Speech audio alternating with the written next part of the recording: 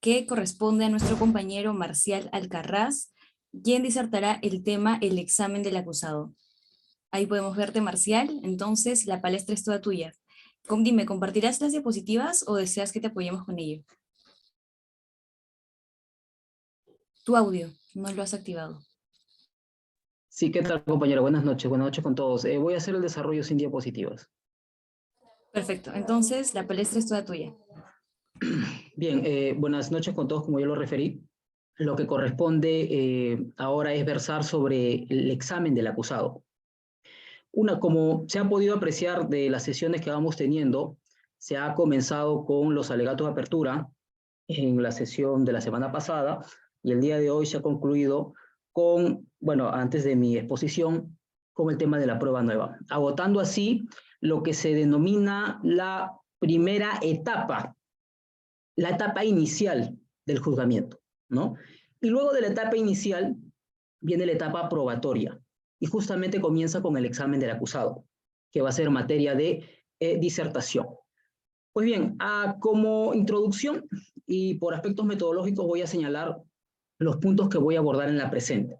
En primer lugar, voy a mencionar un concepto de lo que es el examen del acusado. Voy a tratar de abordarlo desde una perspectiva general. Asimismo, dentro de ello vamos a observar algunas funciones que cumple el examen del acusado. Dentro de ellas, por ejemplo, 3 a lo menos. Una de ellas es que permite o viabiliza el ejercicio del derecho de defensa del acusado, permite dar validez a la sentencia y genera convicción en el jugador. Estos aspectos van a ser desarrollados en la parte que aborda una conceptualización de lo que es el examen del acusado. Luego de ello, se abordará el momento procesal, es decir, dentro de la fase de juzgamiento, cuál es el momento procesal en el que se desarrolla el examen del acusado.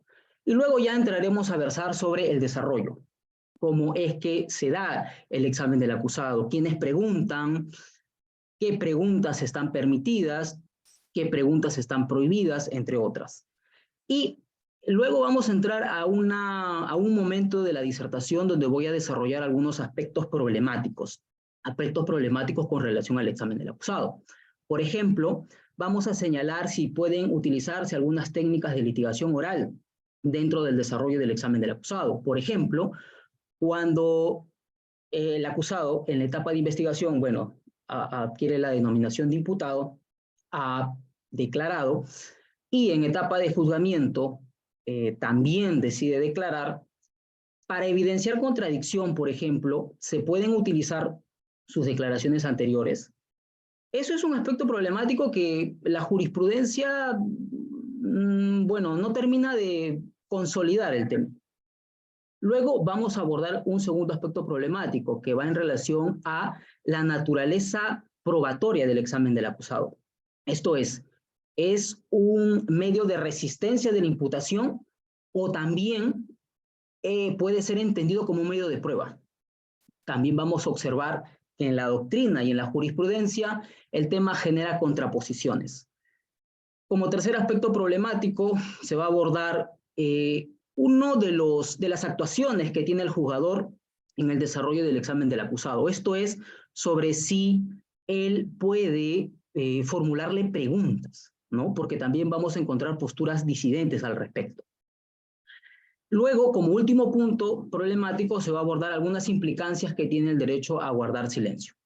Bien, habiendo señalado esto, voy a comenzar con una conceptualización, un abordaje general de lo que es el examen del acusado. Para ello, considero menester poder abordar cuáles son las normas que regulan o versan sobre el examen del acusado, o entiéndase también la declaración que da el acusado en la etapa de juzgamiento. Lo propio es observar el artículo 375-376. Sin embargo, el Código Procesal Penal también en otros articulados nos da algunas luces, nos da algunos preceptos con relación a entender cómo se desarrolla el examen del acusado. Así, por ejemplo, vamos a tener que de los artículos 86 al 89, en la sección cuarta, donde regula al Ministerio Público y los demás sujetos procesales, vamos a tener que el Código Procesal Penal, por ejemplo, en el artículo 86, cuando habla del momento y carácter de la declaración. Numeral 3 nos dice que durante el juicio, la declaración, se recibirá en la oportunidad y forma prevista para dicho acto. Es decir, nos remite a lo que señala el 375, 376. Luego en el 87 nos dice que el juez o el fiscal durante la investigación preparatoria podrán hacerle ver los beneficios legales que puede obtener, esto es, en el juzgamiento, el acusado, si coopera pronto al esclarecimiento de los hechos delictuosos. El 88, declaración, desarrollo de la declaración. En el numeral 3 nos dice algo bastante interesante. En el juicio participarán en el interrogatorio todas las partes mediante interrogatorio directo. El juez podrá hacerlo excepcionalmente para cubrir algún vacío en el interrogatorio. Pues bien, habiendo señalado algunos preceptos normativos que nos permiten entender lo que es el examen del acusado, vamos a entrar a versar sobre una conceptualización y o definición. A ver, tanto en la literatura jurídica como en la jurisprudencia nacional, se entiende que la declaración del imputado en la fase de investigación como del acusado en la fase de juzgamiento, lo que se denomina examen del acusado, es el escenario natural donde el imputado, el sujeto pasivo del proceso penal, puede ejercer su derecho de defensa. Es decir, es el momento donde puede informar su posición sobre los hechos que le son atribuidos.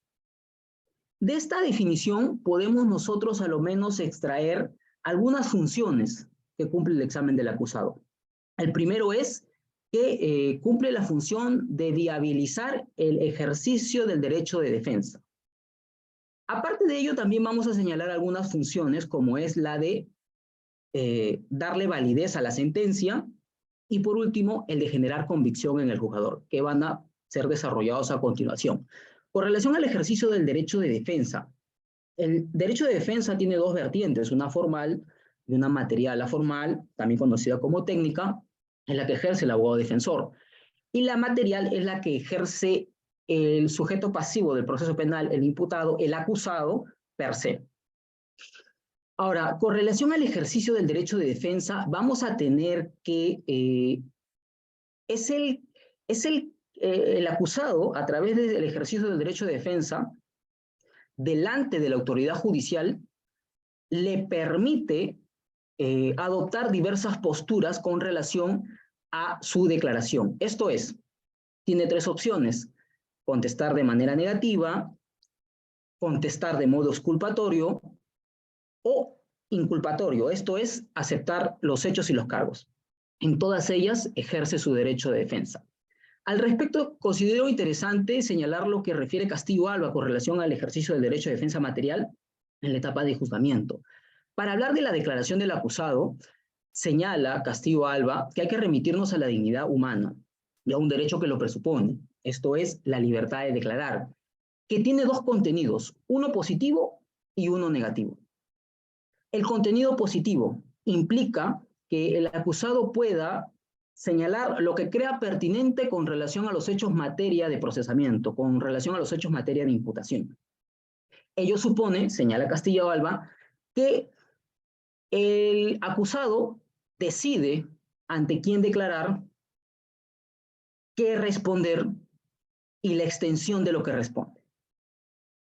Y con relación al contenido negativo de la libertad de declarar, señala que esto implica el derecho a guardar silencio. Es decir, el acusado no va a versar palabras con relación a los hechos materia de enjuiciamiento.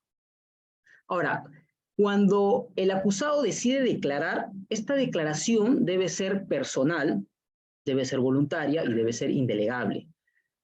No se permite coacción, es decir, debe ser libre de ejercicio de cualquier tipo de violencia. Y aquí hay un punto interesante, porque no solamente se debe de evitar en la declaración del acusado, cuando tiene un contenido positivo, no solamente se debe evitar los escenarios de coacción directa, sino también los escenarios de coacción indirecta o contextos de coacción. Al respecto, podríamos indicar, por ejemplo, cuando se entiende que hay escenarios de coacción indirecta o contextos de coacción, cuando, por ejemplo, el acusado está declarando en un lugar insalubre, en un lugar donde hay ruidos molestos, cuando alguien golpea la mesa, por ejemplo, o gritos, son entendidos como un escenario de coacción indirecta o un contexto de coacción. Y esto va a ser importante a la hora de analizar algunas implicancias que tiene el ejercicio del derecho a guardar silencio que tiene el acusado con relación a algunas técnicas de litigación oral que se pueden utilizar. Este punto luego lo voy a abordar en la parte de absolución de las preguntas problemáticas. Con mayor amplitud se va a desarrollar, o va a ser necesario para desarrollarlos. Ahora, ya se ha señalado entonces como una de las primeras funciones que cumple el examen del acusado, viabilizar el ejercicio del derecho de defensa. Ahora, como segunda función vamos a tener que el examen del acusado permite darle validez a la sentencia. Y claro, si hemos señalado que el examen del acusado es el escenario natural donde él va a ejercer su derecho de defensa, ¿qué pasaría si no se le permite en la etapa de juzgamiento ejercer este derecho de defensa? Pues por obvias razones habría un vicio de nulidad y por lo tanto la sentencia que se pronuncie con respecto a los hechos materia de enjuiciamiento no tendría validez. Por eso se señala que también es una de las funciones. Y como tercera función que, bueno, esto genera algún tipo de polémica por parte de cierto sector de la doctrina, vamos a tener que el examen del acusado permite generar convicción en el juzgador. San Martín Castro, citando a Revilla González, nos dice que la declaración del acusado eventualmente, y ojo, utilice el adverbio eventualmente, puede servir al órgano jurisdiccional para formar convicción sobre la veracidad de los hechos objeto de enjuiciamiento. Esto es, en cierta situación, en cierto contexto, se entiende de que lo que declare el acusado, lo que se extraiga del examen del acusado, puede servir para generar convicción. Y la pregunta es, ¿qué es aquello que genera convicción? Bueno, lo que genera convicción de los hechos es la prueba. Se infiere, se colige, se deduce que entonces hay una visión de tener al examen del acusado como un medio de prueba. Esto también va a ser, como lo he indicado, desarrollado en la parte de absolución de preguntas problemáticas. Pues bien, entonces tenemos estas tres funciones, a lo menos, como lo he señalado. A continuación, vamos a mencionar ahora el segundo punto, que es el momento procesal. Pues bien, el momento procesal. ¿Cuándo comienza la etapa de juzgamiento? Bueno, comienza con el auto de citación a juicio, ¿no? Ahí comienza y termina con la emisión de la sentencia que pone fin al proceso. Ahora, ¿sobre qué se desarrolla la fase de juzgamiento? Bueno, se desarrolla sobre la fase de acusación que ha sido objeto de control en la etapa anterior, en la etapa intermedia. Y bajo la técnica de oralidad y la concreción de ciertos principios, como son el principio de inmediación, el principio de imparcialidad, el principio de publicidad, el principio de contradicción, el principio de igualdad, de concentración y continuidad. Así vamos a observar que dentro de la doctrina se ha hecho una subclasificación de etapas dentro de la fase de juzgamiento, a lo menos tres. Así tenemos una etapa inicial, una etapa probatoria y una etapa final. Algunos otros autores refieren que hay una cuarta etapa, que sería la etapa decisoria, pero voy a pronunciarme con respecto a estas tres nada más. Con respecto a la etapa inicial, comienza con la instalación de la audiencia y termina con el ofrecimiento de pruebas nuevas. Luego de ello comienza la etapa probatoria, y es aquí donde el Código, en el artículo 375, ha consignado el examen del acusado como la primera actuación a desarrollarse en la etapa probatoria. Luego de ello viene la etapa final, donde se dan los alegatos de clausura. Pues bien, habiendo situado entonces al examen del acusado dentro de la etapa probatoria, se tiene que señalar ahora cómo es que se hace el desarrollo, ¿no? ¿Cómo se desarrolla? Al respecto vamos a tener que el artículo 376, en el inciso 1, comienza tomando una postura con relación a qué pasa si el acusado, primero se le tiene que preguntar, obviamente, si va a declarar con respecto a los hechos materia de enjuiciamiento. En ese sentido, si ante la pregunta el acusado refiere de que no va a señalar o no va a declarar, el 376, numeral 1, le confiere al juez que le indique al acusado que van a ser objeto de lectura sus declaraciones anteriores, en caso haya tenido declaraciones anteriores. Ahora, si él responde afirmativamente y acepta la situación o el hecho de que va a declarar, entonces ahí vamos a tener algunas premisas que es importante tener en consideración. Antes de que él proceda a brindar su declaración, se debe entender algunas cosas, que a diferencia de los órganos de prueba, a diferencia del perito, a diferencia del testigo, el acusado no juramenta.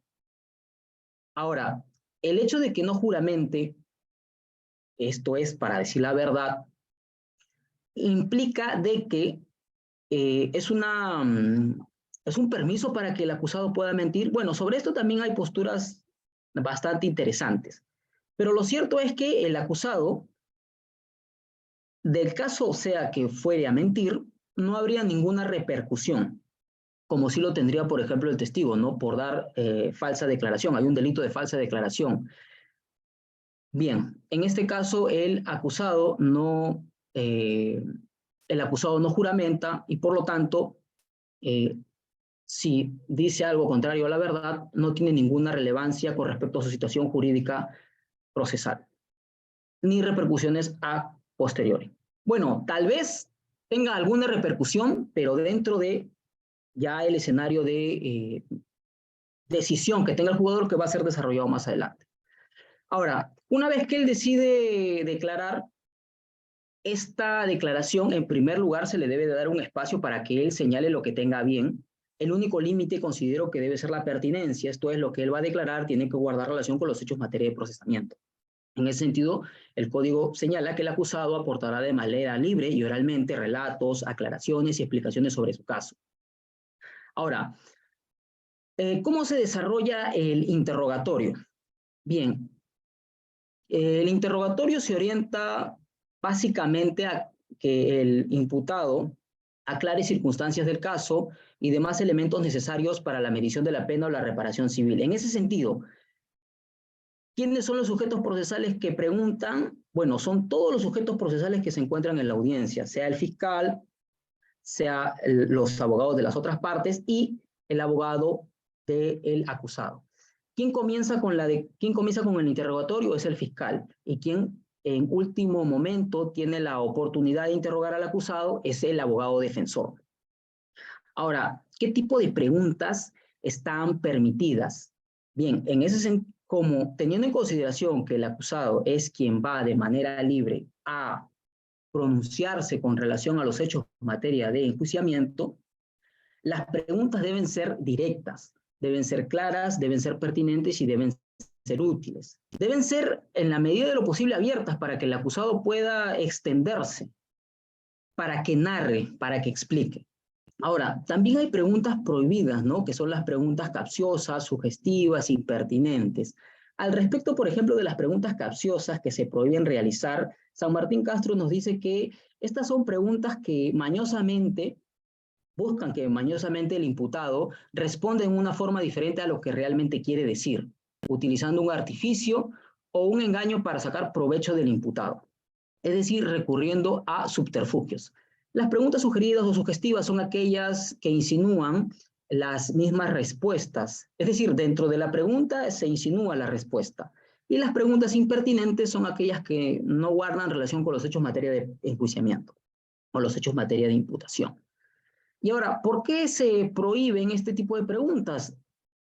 Porque se entiende que el acusado, al momento de proferir palabras con relación a los hechos en materia de imputación, debe hacerlo sin presión, debe hacerlo sin confusiones, ¿no? Debe hacerlo de la manera en que se le permita la mayor libertad posible.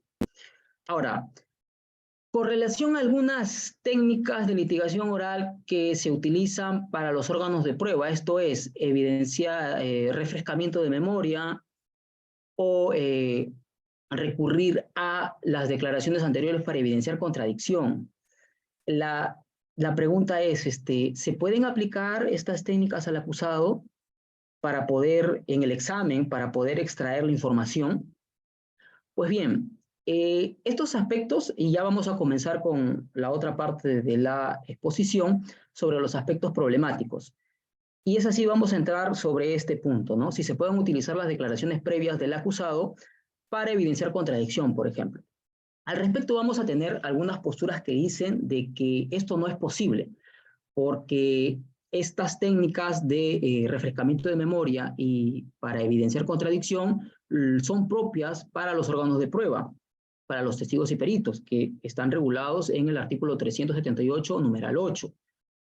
En ese sentido, no se le podría equiparar estas técnicas al acusado. Además, que ello implicaría cierto tipo de presión sobre el acusado para que pueda declarar. En ese sentido, se estaría lesionando, vulnerando el derecho a no autoincriminarse, ¿no? Básicamente, esos son los argumentos que expresan las posturas que indican de que no se puede recurrir a estas técnicas de litigación oral. Ahora, hay un pleno jurisdiccional distrital penal de Arequipa del año 2018 que da otros argumentos. Por ejemplo, en este pleno jurisdiccional se ha señalado que no se puede recurrir a la declaración previa del imputado para evidenciar contradicción. ¿Por qué? Porque dicen que no es un medio de prueba el examen del acusado. La declaración del acusado no es un medio de prueba, sino es un medio defensivo, es un acto de defensa. Básicamente por eso. Y porque no se le pueden equiparar las normas que rigen para el perito o testigo. Ahora, también tenemos posturas a favor. Por ejemplo, tenemos el Acuerdo Plenario 3-2018 emitido por las salas penales de la Sala Penal Nacional. Y básicamente, ¿qué argumento utilizan para señalarnos de que sí se puede recurrir a esta técnica de litigación? Esto es, utilizar las declaraciones previas que haya dado el acusado para evidenciar contradicción. Y recurren al artículo 376, numeral 1, donde se señala de que si el acusado va a ejercer su derecho a guardar silencio, o sea, si el acusado dice que va a guardar silencio, el juez le puede señalar de que se van a dar lectura a sus declaraciones anteriores. Entonces, en consonancia con ese razonamiento, no habría ningún problema, se señala, para que también se pueda recurrir a las declaraciones previas para evidenciar contradicción, dar lectura de las declaraciones previas para evidenciar contradicción, y que no se estaría lesionando o vulnerando el derecho a guardar silencio. ¿Por qué? Porque eventualmente, si se le muestra una contradicción al acusado, este podría negarse a responder, ¿no? Como señalamos, el ejercicio del derecho de defensa a declarar con contenido positivo implica de que éste pueda señalar ante quién responde, la medida de lo que responde y la extensión de lo que responde. Por lo tanto, este pleno jurisdiccional señala de que sí se podría recurrir a esa técnica. Ahora, ese es el primer aspecto problemático. El segundo aspecto problemático que quiero abordar es sobre la naturaleza probatoria que tiene el examen del acusado. ¿El examen del acusado es un acto de defensa o es un acto de prueba o es las dos cosas? Pues bien, al respecto quisiera introducir algunas premisas. Con relación a los hechos materia de procesamiento, el acusado conoce hechos, ya sea los hechos que están siendo objeto de enjuiciamiento, la tesis incriminatoria, o también conoce los hechos de la tesis exculpatoria, la tesis de defensa. En ese sentido, el acusado es un sujeto que conoce los hechos, sea de la tesis incriminatoria o sea de la tesis de defensa. Y si conoce los hechos, es un sujeto que conoce los hechos, epistemológicamente hablando, este sujeto puede aportar conocimiento con relación a los hechos. En ese sentido, podríamos de estas premisas ir señalando de que lo que va a declarar el acusado toda vez que conoce los hechos puede ser entendido como un medio de prueba. Podría ser. Pero vamos a seguir discurriendo sobre el mismo. Ahora, pero aquí hay un tema particular, hay un tema especial, porque el acusado, si bien es cierto, conoce los hechos, pero toda vez que sobre él puede recaer una sentencia condenatoria, lo que él en general podría hacer es optar por dos opciones. Una es decir la verdad y la otra es mentir. Y justamente por la posibilidad que se tiene de que el acusado pueda mentir, es que esta declaración va a adquirir cierta especialidad, o como vamos a ver más adelante, lo señala la Corte Suprema, cierto tratamiento exclusivo. Pues bien, ahora, habiendo señalado estas premisas, vamos a ver qué es lo que ha referido la jurisprudencia con relación a si el examen del acusado puede ser entendido como solamente un medio de defensa o también como un medio de prueba. Hay una jurisprudencia de una sala bastante conocida que nos ha referido de que el examen del acusado, el acusado no es fuente de prueba, por lo tanto su declaración no es medio de prueba, sino constituye un acto de resistencia. Y ahora, resistencia con relación a los hechos en materia de imputación.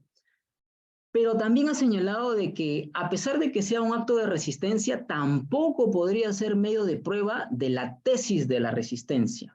¿Por qué? Porque se incurriría en la falacia de petición de principio. Esto es, lo que afirmo es verdad porque lo he afirmado.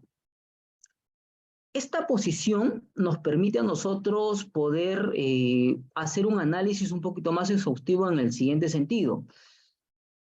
Si solamente la declaración del imputado, del acusado, va a servir para sostener la tesis de la resistencia, esto es la tesis exculpatoria, la tesis de defensa, y podríamos caer en esta falacia, entonces ello no impide de que sí pueda ser medio de prueba de la tesis de la resistencia o de la tesis inculpatoria, siempre y cuando existan medios de prueba adicionales, porque ahí ya no sería, ya no incurriríamos en esta falacia de petición de principio.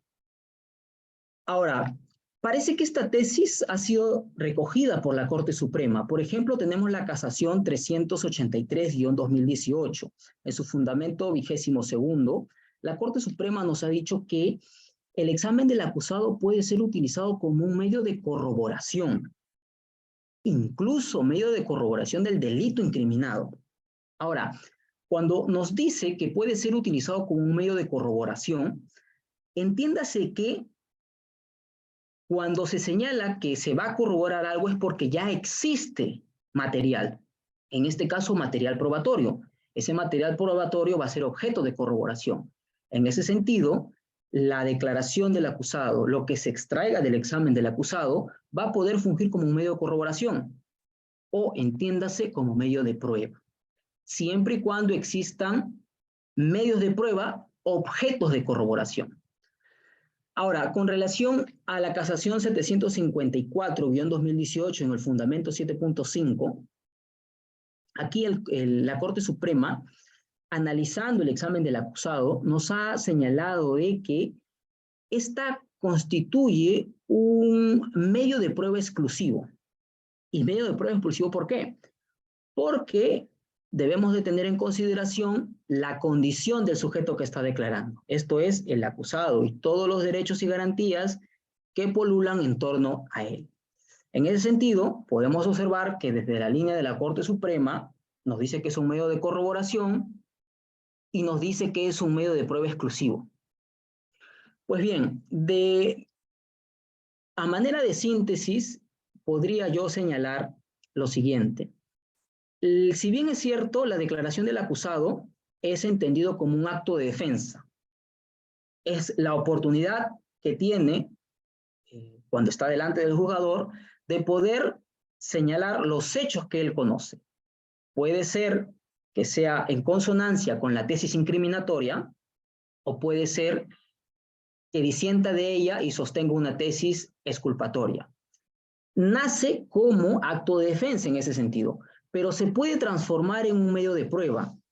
¿Cuándo se puede transformar en un medio de prueba? Cuando existan elementos de prueba que sustenten tanto la tesis incriminatoria como la tesis exculpatoria. Solo si llega a ser un medio de corroboración de material probatorio existente, ya sea para la tesis incriminatoria o la tesis exculpatoria, entonces ahí se puede convertir en un medio de prueba. Y eso se infiere, se colige de lo que ha señalado la Corte Suprema en estos dos pronunciamientos anteriormente señalados.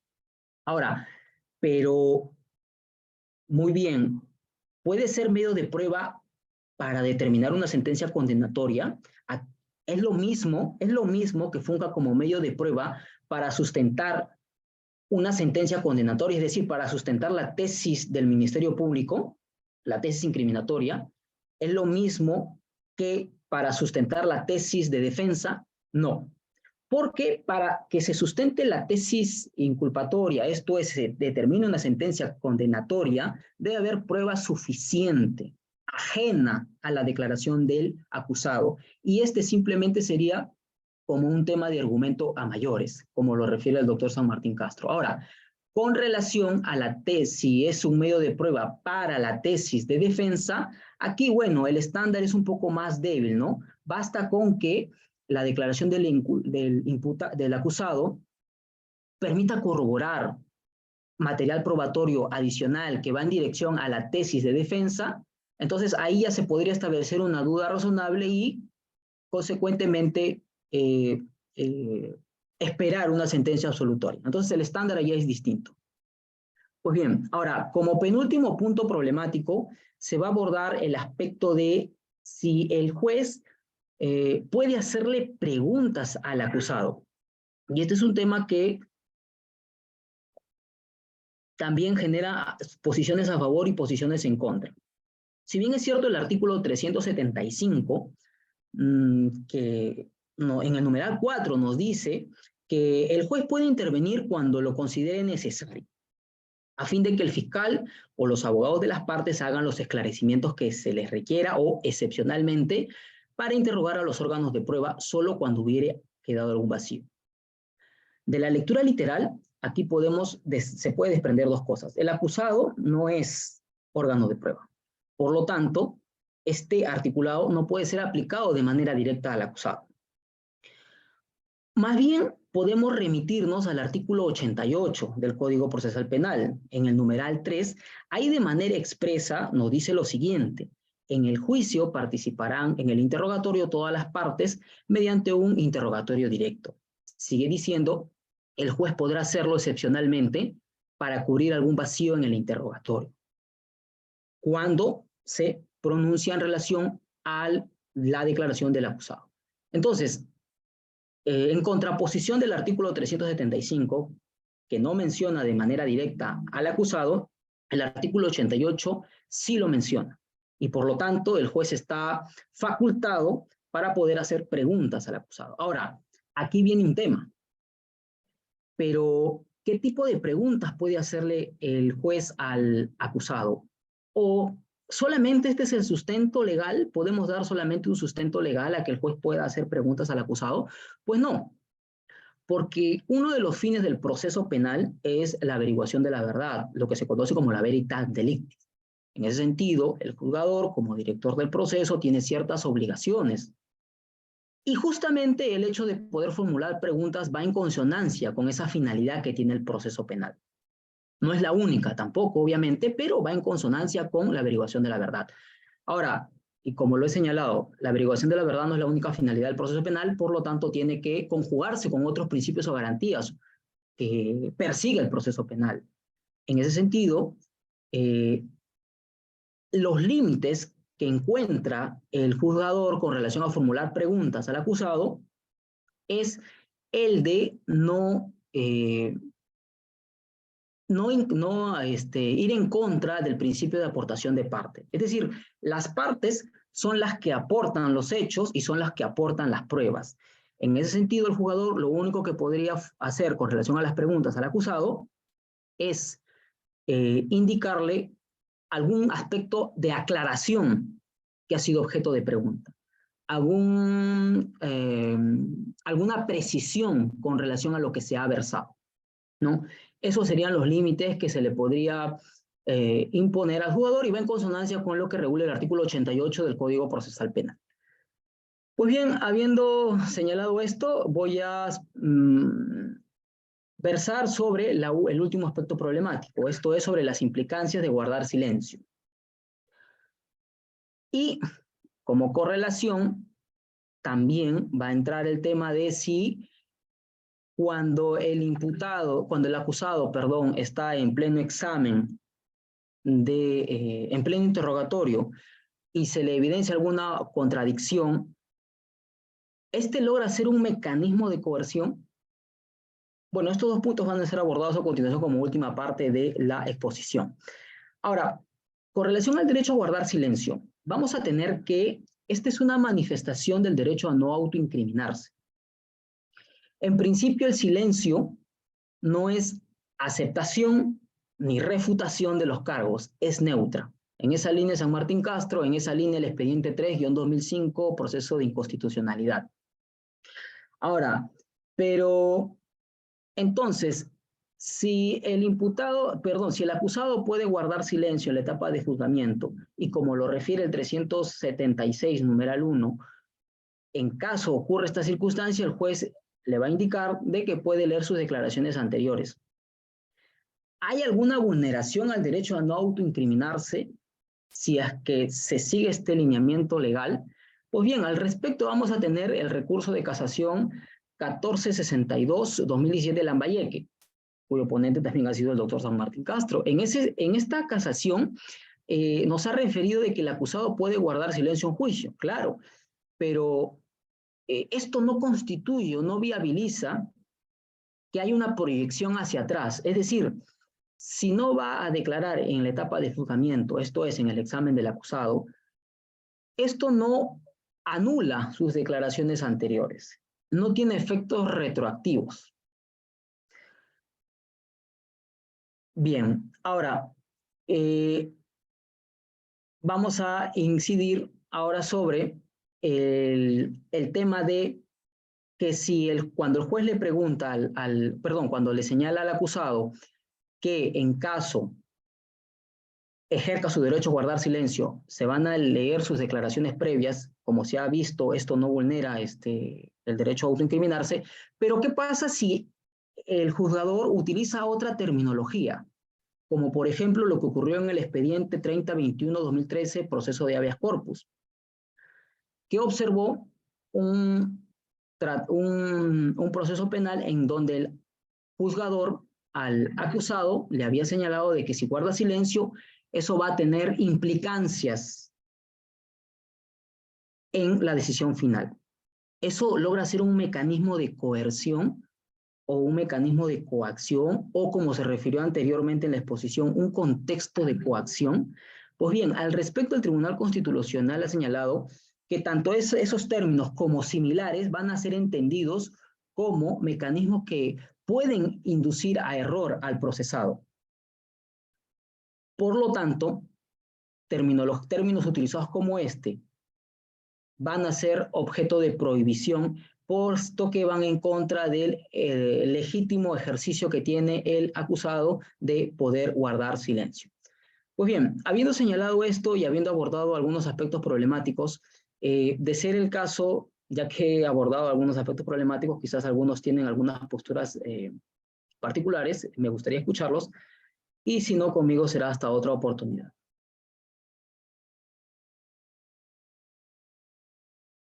Muchas gracias, Marcial, por la ponencia respecto del tema del examen del acusado. Y como bien lo has dicho, si existiesen algunas preguntas, sugerencias o aportes, estamos prestos a escucharlos. Ya saben que pueden usar nuestra caja de comentarios o también levantar la mano a través del Zoom.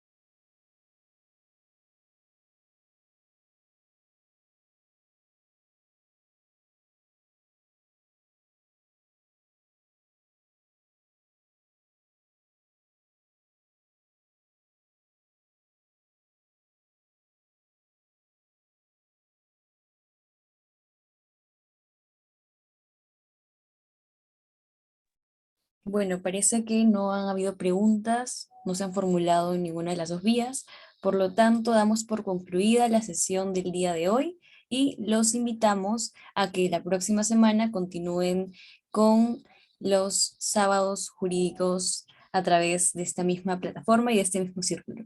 Que tengan una muy buena Semana Santa, cuídense mucho y éxitos. Alexita, antes de que concluyas, acá están realizando una pregunta en el chat. A ver, está bien. Entonces vamos a oralizarla. En este caso, nuestra compañera Katy La Madrid menciona lo siguiente. Me gustó mucho esta participación, felicitaciones. Ahora bien, respecto al tema, ¿conoces la postura del abogado César Nakazaki? De ser así, ¿cuál es el comentario que te merece? A Compañero ver, sí, Marcial. sí, Sí. bueno, el doctor Nakazaki tiene algunas posturas bastante interesantes con relación al examen del acusado. No es el único, pero hay bastantes aspectos que polulan en torno al examen del acusado. Si podría precisar alguno de ellos sobre si es medio de prueba, acto de defensa, sobre qué aspecto en concreto.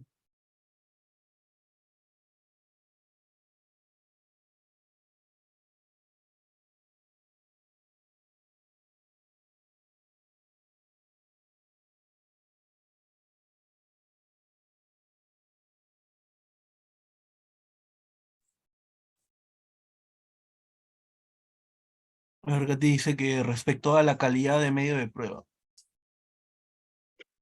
Claro, sí he podido revisar lo que ha señalado el doctor Nakazaki y también otros autores, pero mi postura más que todo con relación a si el acusado llega a constituirse como medio de prueba es una elucubración que nace a partir de la revisión de la jurisprudencia y también lo que ha señalado la doctrina. Ahora, por ahí me parece, lo que recuerdo, que hace, el doctor Nakazaki hace un análisis bastante interesante con relación a determinar básicamente algunos lineamientos también que he señalado, ¿no? Si es que el acusado conoce o no los hechos, y si conoce o no los hechos, puede aportar información. Ya luego de eso, el común denominador podría señalar que si el acusado conoce los hechos, es decir, permite aportar conocimiento de los hechos, eso ya es un tema epistemológico, y obviamente, si un elemento permite eh, aportar conocimiento con relación a los hechos, entonces puede fungir como medio de prueba. El tema está en que esa calidad de medio de prueba del examen del acusado eh, es un tema no que nace desde el momento en que el acusado declara. La declaración del acusado nace como un acto de defensa, ya sea de la tesis inculpatoria o como un acto de defensa en consonancia con la tesis defensiva, ¿no? Nace como un acto de defensa. Ya luego puede transformarse en un medio de prueba atendiendo a las premisas o los aspectos que deben de observarse, como que exista material probatorio para que pueda ser un medio de prueba de corroboración o, como lo señaló la Corte Suprema, un medio de prueba exclusivo, ¿no?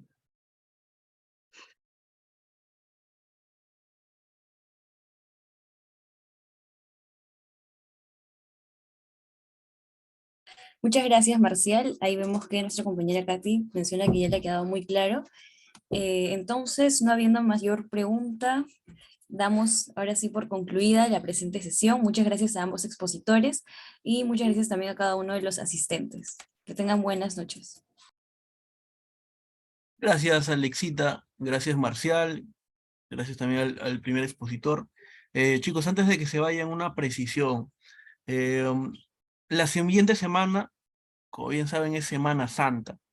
Sin embargo, en el cronograma que habíamos realizado, sinceramente, habíamos omitido ese detalle. Habíamos omitido que iba a haber Semana Santa, la verdad no lo recordé. Así que es probable que pocos de ustedes se puedan conectar la siguiente semana porque van a viajar, van a ir de fiesta, no sé qué van a hacer, pero probablemente no puedan ingresar. Y tal vez también a los expositores se les pueda complicar un poco. De manera tal que vamos a correr una semana todas las exposiciones para que podamos tener libre la Semana Santa, ¿no? Jueves, viernes, sábado, domingo, para que puedan realizar sus actividades. Y bueno, esa semana que viene vamos a descansar, vamos a correr, vamos a patear las exposiciones una semana, ¿bien? De manera tal que les voy a estar enviando el cronograma reformulado. Bien, chicos, que tengan todos muy buenas noches, buen fin de semana y nos vemos el sábado 15. Bien, buenas noches. Un fuerte abrazo a cada uno.